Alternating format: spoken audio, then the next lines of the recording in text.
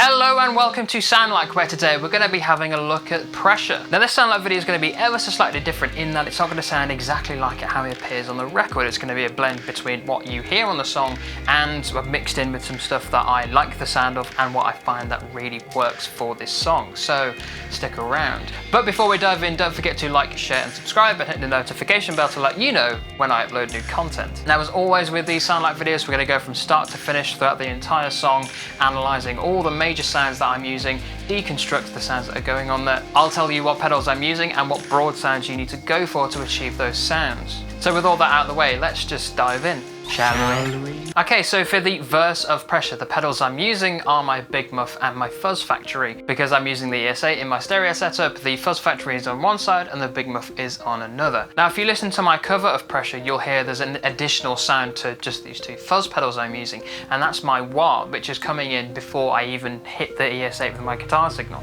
Because the wah comes in before the entire ES8, it's going to affect every pedal that's put, after it subsequently. This is the biggest and most dramatic take on pressure and in terms of changing it around with the sounds that I've got that you'll see in this whole video and what you'll certainly see in the entire cover. Now the way I'm using the wah is having it turned on and using it heeled down, so it's got that nice boxy tone for it.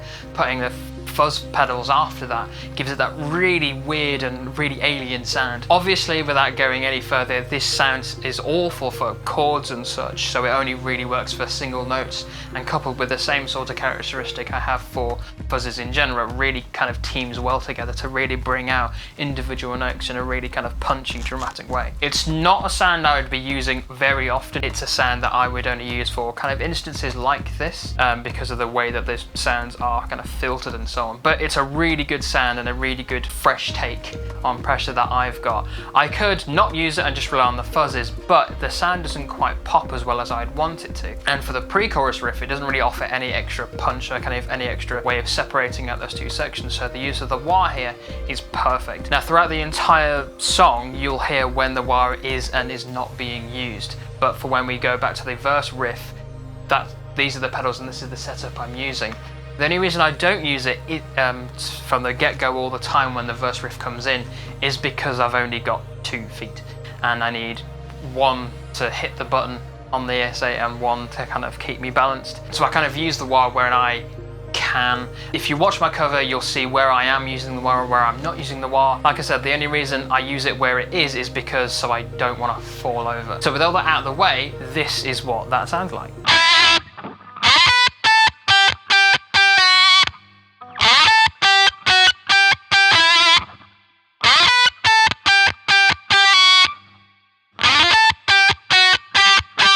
So as you can hear there, it's quite dramatic. It's very, very in your face. There's no kind of getting around it. It's not a subtle sound. It's not a sound for a rhythm section. It's definitely a sound for a lead. Now, if you've got a wah at home and you've got some of those fuzz pedals, I'd strongly suggest you at least try using this sound. But if not, then just kind of get away with using a fuzz tone or kind of a nice kind of overdrive sound for this. I think a crazy out there sound for something like this, for this song particularly, really does go a long way to give it its own identity, and it's a lot of fun to play around with, so have fun with that. Now let's move on to the pre-chorus. Okay, so for the pre-chorus, I'm still using the verse patch. All I'm using, or more accurately not using, the wah, just leaving me with my 2 fuzzes on each side. This is a lot more of a direct sound. The fuzzes are still kind of punchy enough to come through, but with the removal of the wah, it changes up the sound very dramatically, which helps kind of give this section its own identity, which is even more important because this part of the song, the pre-chorus, is so short-lived. You want something that's going to be quite unique and one that punches through for this really short-lived section. So these 2 fuzz pedals on their own work really well for this. If you don't have a wah, or you don't want to take that sort of approach for way back in the verse, you can still use that one sound for the pre-chorus, but you might struggle to kind of have it punch through enough for the pre-chorus. So it's just something to think about. Always think about for each new section of a song, no matter how small it is, think about how you can change up your sound to give that part of the song its own identity. And even by the removal of pedals, not even the addition of pedals, can help create that, as I do here. The removal of the wah is the only thing I'm doing here, and it helps push that part of the song even further before we get into the brutal part that is the chorus. So before we even get to there, this is what my pre-chorus sound sounds like.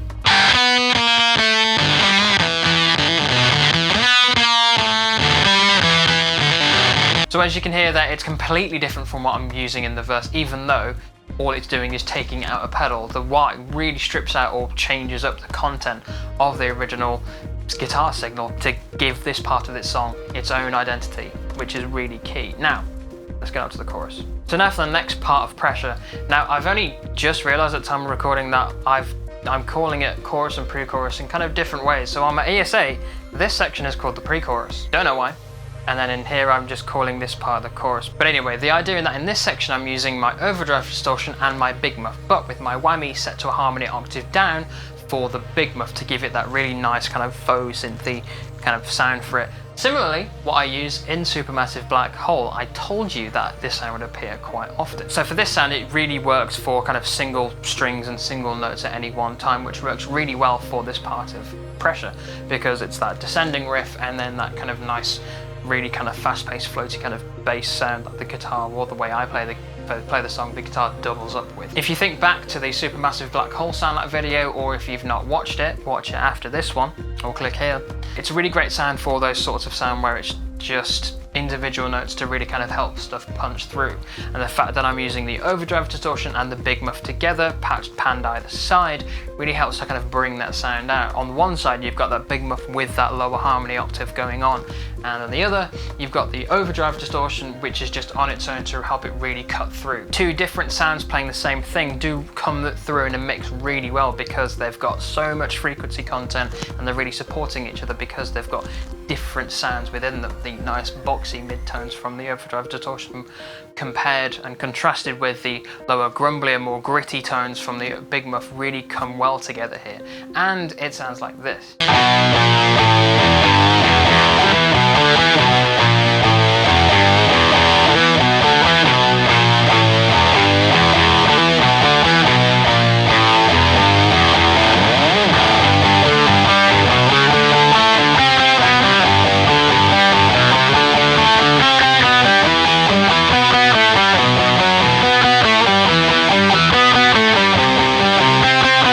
Enjoy that sound. It appears so often in a lot of my Muse covers, kind of ranging from almost their entire catalogue of songs.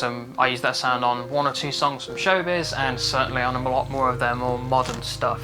It works really well for Muse songs, it works really well for other bands as well, and I personally use it for my own original music, and it works so well for big, fat, heavy riffs.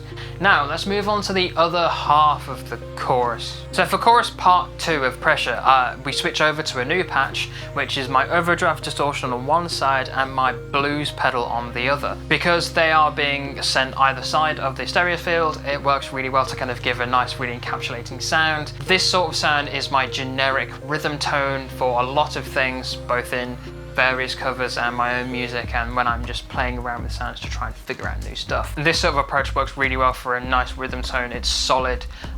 Either of these components work really well for if you have to kind of go for one or the other. If you did have to go for one or the other, I would strongly suggest to go with the overdrive distortion because that pedal in particular is very versatile for various things. In itself, it can do quite good lead stuff, and on the other side of things, it can do rhythm stuff really well as well. In this instance, we are just focusing on rhythm. We're not trying to stand out from the crowd. We're here to just support the rhythm section of the song, to not do anything crazy. The stuff that is doing the crazy part of it is the actual kind of the rhythm pattern, the strumming pattern from your kind of strumming arm in particular, to have those kind of like nice stop-start things to help it kind of punch through. It's a bit of an indie bop, this part, even though it's a Muse song. It's a really solid sound. It's nothing crazy. So in terms of what pedals that you've got at home to play with, you can really kind of try anything you want. This is just the approach that I have, and it sounds like this.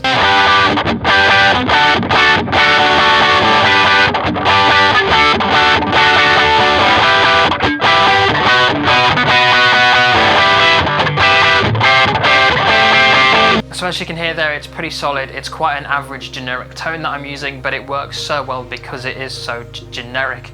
It can apply itself for so many different things. Before we move on, just analysing the sounds that we're using so far, they range quite a bit. We've got that really kind of specific wah fuzz sound that I've got from the actual verse, and the pre-chorus just takes that out for a more of a softer, well-rounded, warm tone than the first half of the chorus at least.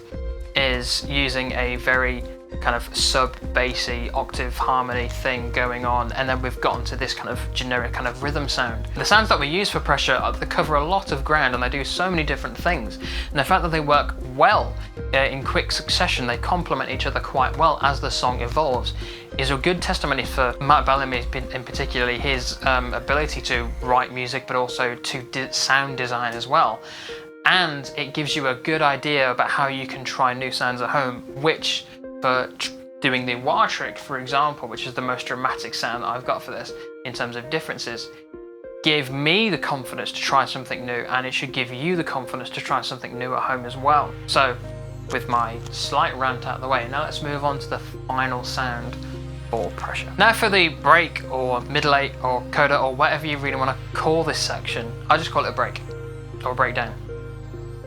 Let's not go there. Now for this section of the song, the sound changes up dramatically once again. As you can see on screen right now, I'm using my blues pedal, my whammy and some delay. Now the way these sounds are being split is the signals coming in, then being split. So on the left side is the whammy. Now this is just the whammy on its own, and what it's using is my detune trick, which is taking the whammy, flicking on the shallow detune setting with some MIDI and actually turning the velocity all the way up to engage that effect fully. Usually when I want to do the detune trick, the velocity is all the way down, it's at 0 with some MIDI to just kind of knock the phase out a little bit from the signal. But because I want some kind of a little bit of a crazy modulation in there, I'm turning the velocity all the way up to kind of get that good detune sound. When you can, on its own, it sounds quite warbly and quite kind of aggressive, but when you couple that up with the other signal, which is just using my blues pedal and some delay, it really does kind of like mellow it out and helps kind of create a nice kind of stereo spread out there. So it's a bit of a modification on my detune setting, but I think it works quite well. So that's one side of the sound. The other side is my blues pedal with the gainer around midway. As I said previously, this is to kind of keep a nice middle ground for the sounds that I can achieve, something that when you're really strumming hard, you can really get a good decent tone out of it, but when you roll the effort out of your playing and may even roll some of the gain off of your guitar, it really cleans up quite well. The delay that's on there just helps kind of round that sound out, give it a bit of ambience, a bit of breathing room, and more importantly, give it its own identity and very much separating it from the sounds that we've been using previously. And it sounds like this.